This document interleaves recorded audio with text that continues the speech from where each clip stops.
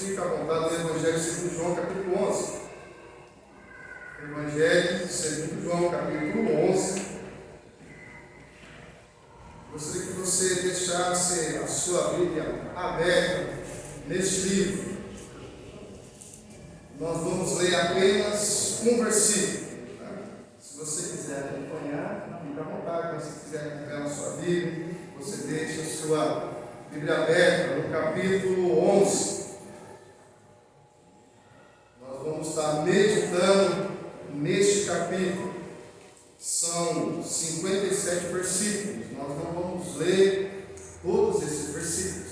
Nós vamos ler apenas um versículo, mas nós estaremos meditando neste capítulo. É um texto que ele é muito conhecido, de repente de alguns, Outros que não conhecem vão conhecer agora. Essa história real, essa história verdadeira, que mudou a vida da humanidade. Capítulo 11, versículo 25, diz assim: Disse-lhe Jesus: Eu sou a ressurreição e a vida. Quem crê em mim, ainda que morra, viverá. Vamos lá mais uma vez. Pai, eu te louvo, ó Deus, por estarmos na tua casa. Eu te louvo porque a tua palavra, ela é viva. A tua palavra pode transformar. A tua palavra pode transformar e renovar também as nossas vidas. Por isso, esteja falando aos nossos corações nesta noite. Que a tua palavra, Deus, venha trazer entendimento para as nossas vidas. No nome de Jesus. Amém e amém. Quem já foi num velório e já ouviu essa frase, levanta a mão. Quem já foi? Essa frase ou esse texto é propício para um velório, não é isso? E amanhã, se Deus assim permitir, estarei com vida e estarei falando lá no ofício fúnebre. Não é culto, fúnebre, mas é um ofício. Culto é para Deus e para a vida. Mas essa mensagem, esse versículo, geralmente é para as pessoas que estão no momento de choro, de tristeza, ler esse versículo. Por que ler esse versículo para as famílias? Já pararam para pensar por que esse texto é um texto claro para as pessoas? Próximo. Tem uma frase que eu achei interessante, essa frase. Devemos orar sempre, não até Deus nos ouvir, mas até ouvirmos a voz de... Eu achei interessante essa frase. Nós precisamos orar cada vez mais para Deus mudar essa situação, porque se a pessoa está num leito de morte, a pessoa está num caixão, e quando a gente lê esse texto, de repente, para aquela pessoa, fala assim, nossa, essa pessoa vai ressuscitar, O pastor ou fulano orou, leu que Cristo pode ressuscitar, e aquela esperança de quem perdeu um ente querido acende no coração. Mas na realidade, a oração, quando nós oramos, mas nós temos que prestar atenção, porque Deus, Ele quer nos moldar e nos transformar cada dia. Por isso que a oração não muda os propósitos e desígnios de Deus. Mas a oração muda o meu coração, muda a minha mente, para me entender, para me compreender os planos e os projetos que Deus tem para a minha vida. Por isso que quanto mais eu oro, mais eu tenho que estar sensível a ouvir a voz de Deus, porque Deus vai me mudar e eu vou entender os projetos que Deus tem para a minha vida, mesmo que seja em momentos de choro, mas os projetos de Deus, os desígnios de Deus não frustram ninguém, porque já está escrito desde a eternidade. Então, quanto mais nós oramos, mais nós precisamos estar com os ouvidos atentos àquilo que Deus quer falar conosco. Por isso eu convido vocês a meditar no seguinte tema: a morte que traz vida. Em primeiro lugar, olha os versículos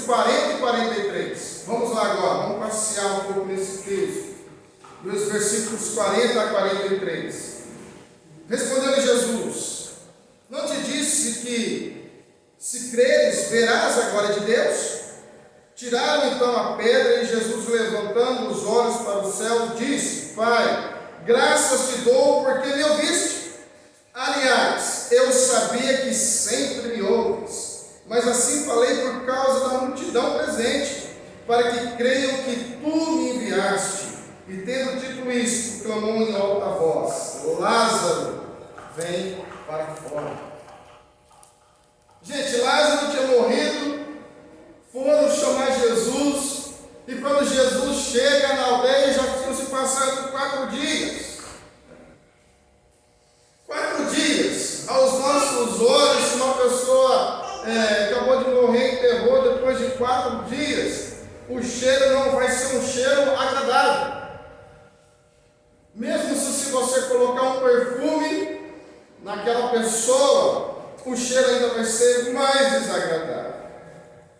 Aquela pessoa tinha morrido. Mas, quando Jesus falou assim: você crê?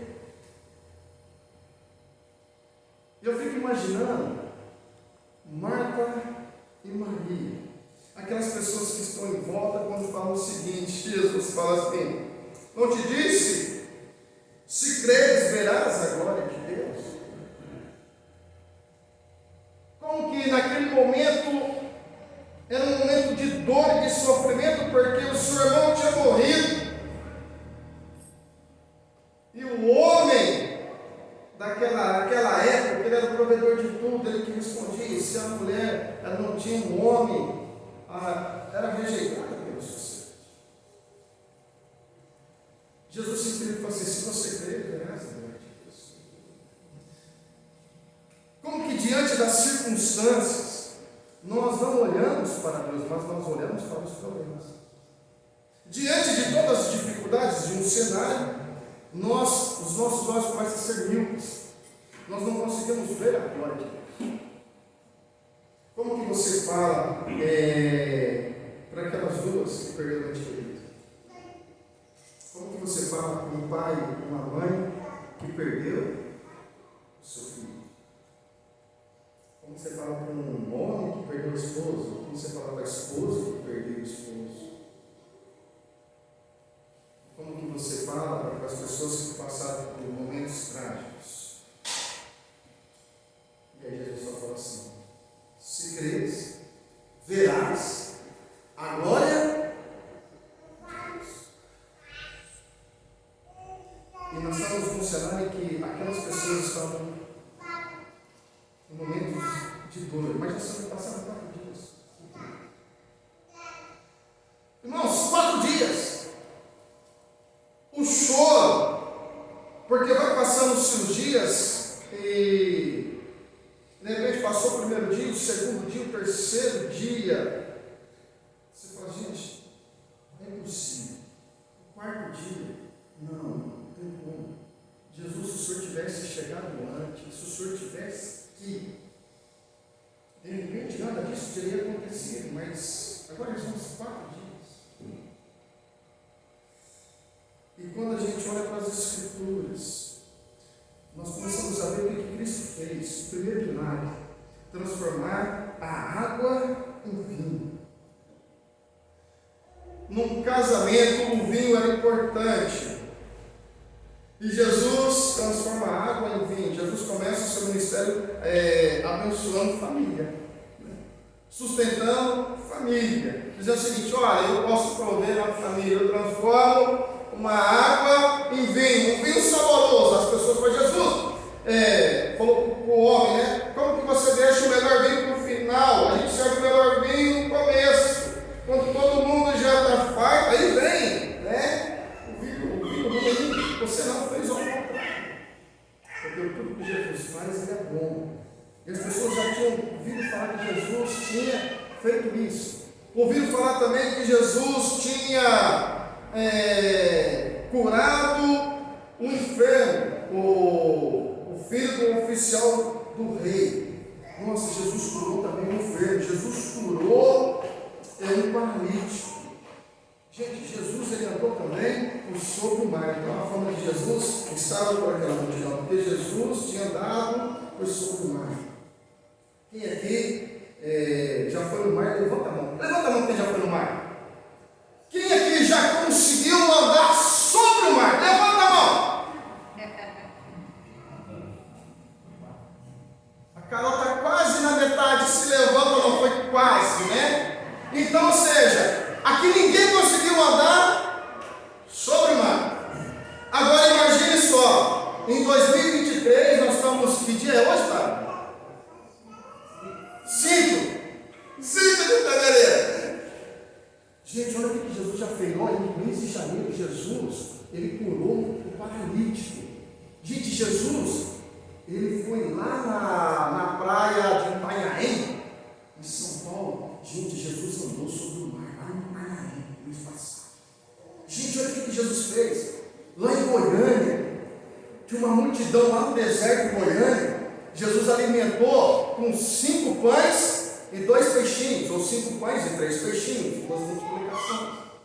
Gente, Jesus ele transformou uma multidão. Aí você fala assim, peraí, 5 pães, 2 peixinhos. Você ia acreditar que Jesus poderia fazer isso? Você ia acreditar? A igreja está assim, né?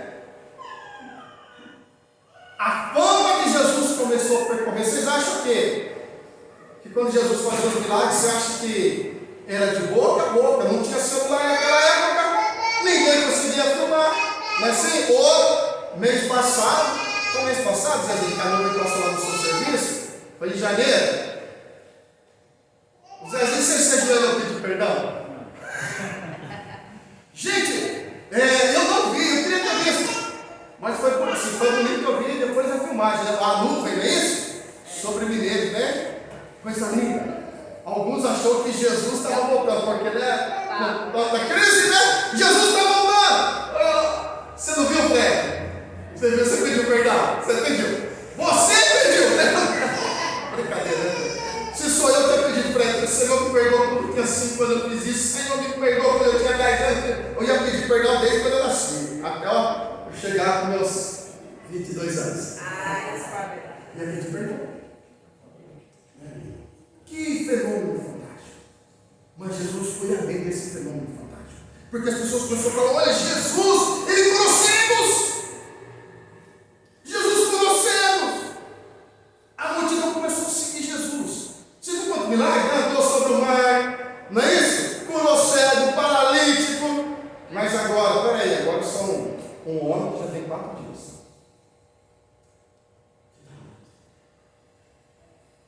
4 dias, esse homem morreu. Por que Jesus curou Lázaro? Opa, curou não, né? Porque Jesus ressuscitou. Para algo que ia acontecer melhor. A ressurreição de Lázaro não foi só para ressuscitar Lázaro. E esse fenômeno aconteceu por causa de mim e por causa de você. Esse fenômeno só aconteceu porque no passado, uma pessoa pecou e Deus falou assim, agora meu filho vai morrer. E agora precisa acontecer, meu filho precisa morrer nessa cruz. E precisava acontecer isso. A partir desse milagre, a minha e a sua história começa a ser conduzida. Porque a partir desse fato, quando Jesus falou assim, você crê? Você crê porque você vai ver a glória de Deus. A glória de Deus não está simplesmente no fato da ressurreição. Eu quero dizer para você o seguinte, o que Cristo faz na sua vida, na sua família, o que Cristo pode fazer na sua vida e na sua família, tem um significado maior. Aquilo que Deus pode fazer na sua vida, tem um significado maior. O que Cristo faz então nas nossas vidas tem um significado maior. Cristo simplesmente não vai restaurar a família do Euplédio simplesmente por restaurar. Tem algo maior. Deus não vai ressuscitar, Deus não vai ressuscitar também os planos, né? Do Ariovaldo e da Irene, simplesmente por fazer. Ele tem algo maior.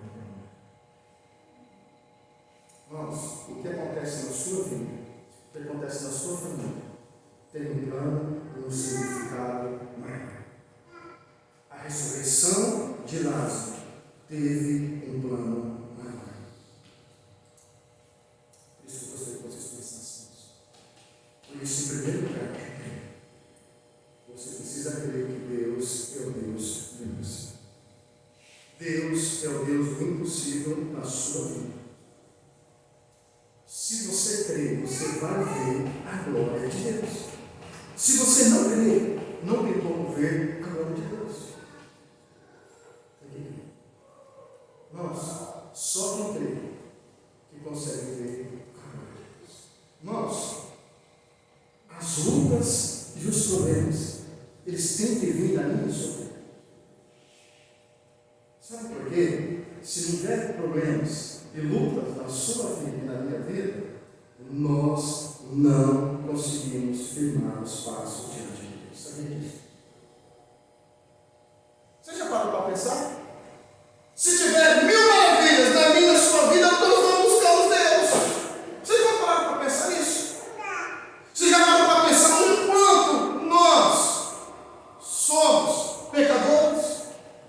Quem consegue viver 100% em plenitude, cheio do Espírito Santo de Deus? Quem que consegue?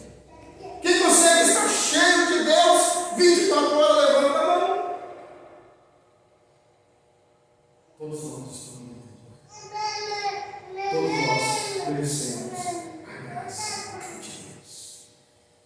Por isso que Deus pega todos os nossos problemas, toda desgraça, Ele vai transformar em graça. Não por causa de mim, por causa de você, mas por causa dele. Ele transforma toda desgraça em graça para a glória dele. Porque Ele tem um projeto maior que eu e você não vai entender. Que nós não compreendemos. Se quiser baixar um pouquinho, porque eu acabo empolgando, eu acabo falando mais alto, né? Aí eu só escuto o eco. Sim, né, pai? Sim. Pelo menos eu estou assim, escutando o eco. Você está escutando o eco também? Eu também. Eu falei, gente, minha voz está potente. Não é minha voz potente, é o microfone. Aí você fala, nossa, minha voz hoje está importante. Gente, olha só. O que Deus faz é tremendo. Tem uma história que eu já contei assim milhões de vezes. E vou contar milhões, agora já nem sei mais, milhões de uma. Que fala que a mãe orou tanto por um filho, que quando ela morreu, o filho entregou a sua vida para Jesus. Por isso que a oração não mudou os planos do projeto de Deus. Mas Deus estava transformando a vida daquela mulher cada dia. Cada dia que ela colocava o joelho, ela orava pelo seu filho, Deus estava trabalhando no coração dela. E o projeto foi maior.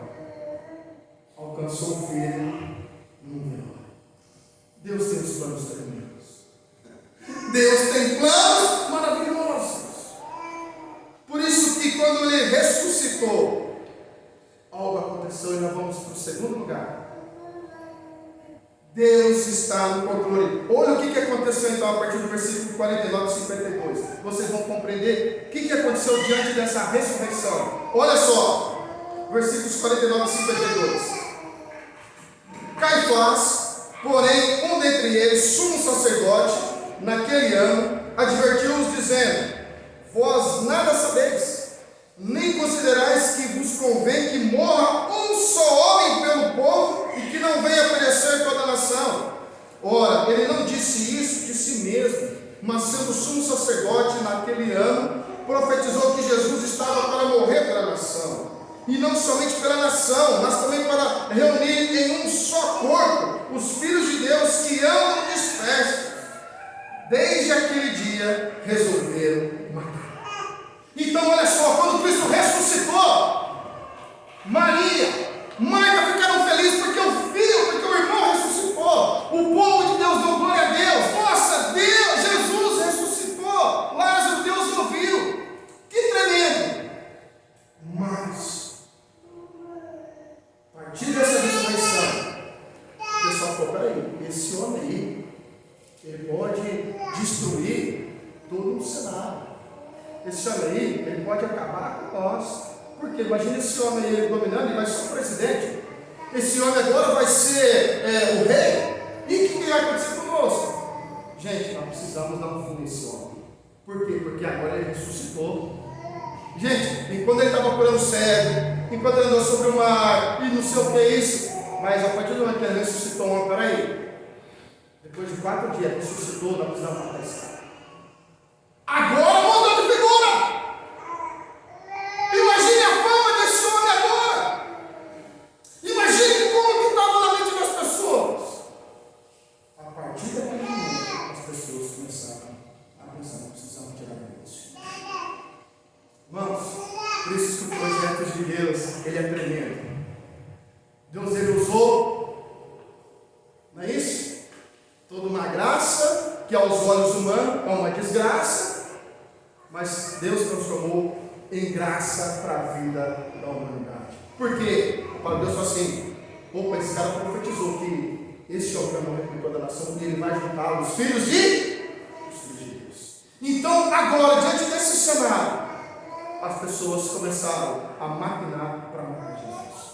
Por isso que o tema é a morte que traz vida. A morte que traz vida. Cristo precisava morrer. E como? Ressuscitando alguém. Olha só que tremendo. Quando eu li essa passagem, eu falei, Deus, como que o Senhor tem os planos e os projetos que a gente não vai entender? É o momento do povo de Deus se alegrar. Agora vai. Mas é agora que Deus fala assim, chegou a hora. Agora eles vão matar o meu filho. E é interessante que os discípulos estavam com medo de ir para Betânia, porque as pessoas já queriam apedrejar Jesus. Jesus foge. E Jesus volta para se cumprir as escrituras. Gente, quando Jesus estava no Getsemane, Jesus como homem, ele orou e ele falou assim, Pai, passa de mim esse cálice, mas contudo, seja feito. Imagine a dor de Jesus. Daqui a pouco a gente vai participar da ceia do Senhor. Quando nós falamos assim, Jesus ele pegou todo o nível do seu pecado e carregou sobre si. Imagine a agonia de Deus, a agonia de Jesus no Getsemane. E aí quando os guardas vão lá, Pedro sacam a sua faca, a sua espada e corta a orelha de mal. E Jesus, para aí, meu filho, faz isso não. Ele pega a orelha de mal e coloca novamente. E Jesus fazendo outro milagre. Jesus fala assim, o guarda, olha, então, porque você não precisa disso não, gente. Então, tempo que eu estou aqui, vou e volto, opero esses milagres, tudo. E vocês nunca tiveram basta de me prender. Vocês só estão me prendendo, porque chegou a minha hora. E o meu pai está permitindo isso. Então agora vocês podem me levar. Gente, chegou a hora. Agora vocês podem fazer. Jesus sabia que ele precisava passar pela dor. Mas Jesus sabia que ele não precisava. Eu quero dizer para vocês o seguinte. Diante das lutas e das adversidades, você crê que Deus pode realizar um milagre na sua vida? Você, de fato, você crê que Cristo tem poder para realizar e operar na sua vida e na sua família? Você crê de fato que você pode ser um discípulo de Cristo e crê que Deus tem poder para fazer e que Deus está no controle da sua vida e da sua família? Gente, aquilo que Deus escreveu na eternidade vai se cumprir. Ele escreveu. Ele escreveu a minha história, a sua história. E nada acontece sem permissão. A questão é, você e eu, todos nós conseguimos crer quando está tudo mudado? Você consegue crer quando as coisas estão tudo adversas? Aí que Jesus vai começar a ensinar. Creia, Marta. Creia na igreja são 4 dias. Mesma coisa acontece na sua vida, irmão. Creia que você vai ver agora de Deus.